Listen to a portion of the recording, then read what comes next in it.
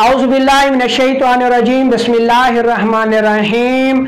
लाखों करोड़ों दरूद व सलाम हज़रत मोहम्मद मुस्तफ़ा सल्लल्लाहु अलैहि वसल्लम पर और आपकी आल पर। मैं हूं आपका मेज़बान फार्मेसी असिस्टेंट हकीम लियाकत अली खिची और आप देख रहे हैं हमारा यूट्यूब चैनल हर्बल वर्ल्ड। और आज का जो मौजू है इस पर बहुत सारे सवालात पिछले दिनों आए, जिसकी वजह से इसके ऊपर एक मुकम्मल वीडियो बनाई जा रही है। वो सवाल कुछ इस किस्म के थे जी कि हकीम साहब, पेट में दर्द रहता है, गैस बहुत ज़्यादा बनती है, जो भी खुराक खाएं गैस बन जाती है, शदीद कब्ज़ रहती है, डिकार आते हैं, मकद के रास्ते हवा ज़ोरदार आवाज़ के साथ खारिज होती है, जिसकी वजह से महफिल में बहुत ज़्यादा शर्मिंदगी होती है, बहुत ज़्यादा डिप्रेशन हो गई है और एंजाइटी हो गई है और नींद रात भर नहीं आती, पेशाब बहुत कम आता है, बहुत ज़्यादा परेशान है।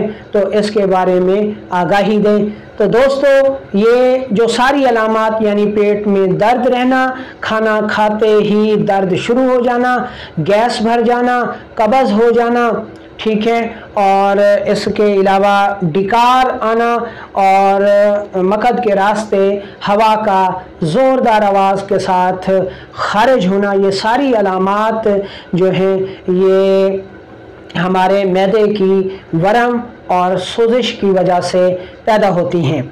यानी जब हमारे जिस्म में तेज़ाबियत बढ़ जाए तो मैदा सोजिशनाक हो जाता है, आंतें सुगड़ जाती हैं, जिसकी वजह से फासिद मादे बाहर अखराज नहीं पा सकते, मैदे में तेज़ाब बहुत ज़्यादा पैदा होता है जो कि ग़िज़ा को हज़म करने की बजाय जला देता है और उस तेज़ाब की वजह से फिर कार्बन डाइऑक्साइड जो गैस है वो ज़्यादा पैदा होती है, रिही बहुत ज़्यादा पैदा होती है।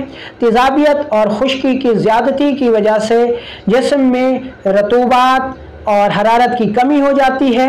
रतूबात की कमी की वजह से ख़ास तौर पर जब दिमाग में रतूबात कम हो जाए और गैसेस बढ़ जाएं तो फिर नींद नहीं आती, डरावने ख्वाब आते हैं, कभी काली भैंसें नज़र आती हैं, कभी कहीं आग लगी हुई नज़र आती है, कभी सांप नज़र आते हैं, कभी खून नज़र आता है, कभी गोश्त नज़र आता है और इंसान नींद में डर भी जाता है। महफिल में बैठे हुए डिकार बहुत ज़्यादा आते हैं और बाज़ औक़ात मकद के रास्ते हवा बहुत ज़्यादा खारिज होती है। अगर डिकार और हवा खारिज होती रहे तो तब भी कुछ इंसान मर से बचा रहता है, लेकिन खुदा ना खास्ता अगर डिकार भी ना आए और नीचे मकद के रास्ते भी हवा खारिज ना हो तो ब्लड प्रेशर इंतहाई ख़तरनाक हद तक बढ़ जाता है और इसी हालत में हार्ट अटैक होकर इंसान मर भी जाता है। तो ये मर्ज़ कोई मामूली मर्ज़ नहीं है, इसलिए इसको संजीदा लेने की ज़रूरत है। ये इसके असबाब हो गए।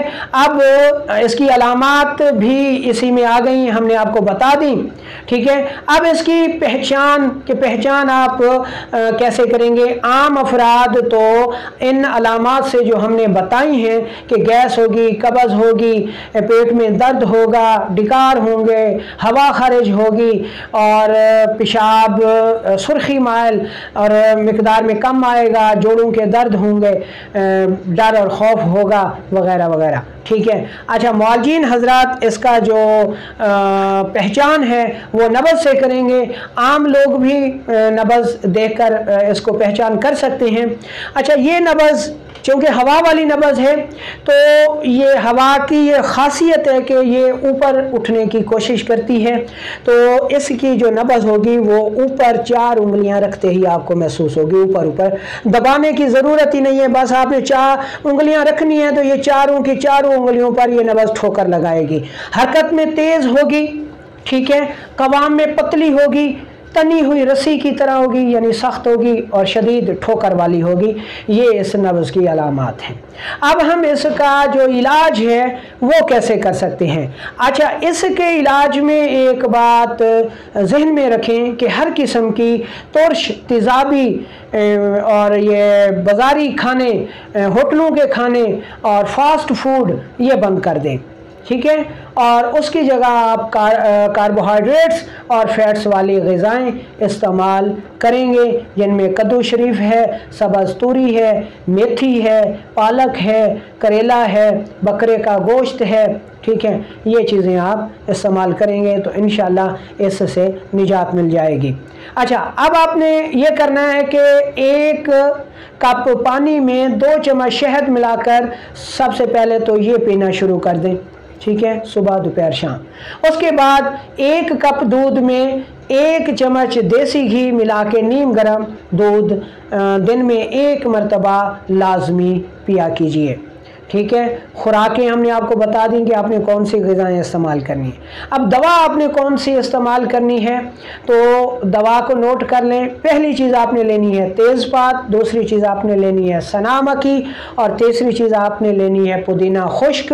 تینوں چیزیں برابر وزن لینی ہیں، انتہائی صاف ستھرا کر کے باریک پاؤڈر کر لیں، اور چائے والی چمچ کا 1/4 حصہ صبح دوپہر شام استعمال کریں۔ اگر اس مقدار خوراک سے پخانے زیادہ آئیں تو دوا کم کر لیں، اور اگر اس دوا سے پخانے نہ لگیں، قبض نہ ٹوٹے، تو اس دوا کو زیادہ بھی کر لیں، اور جس مقدار خوراک پر دن میں 1 سے 2 مرتبہ پخانا آئے اس مقدار خوراک کو فالو کر لیں، تو انشاءاللہ کچھ ہی عرصے میں آپ کو یہ ساری کیفیت دور ہو جائے گی۔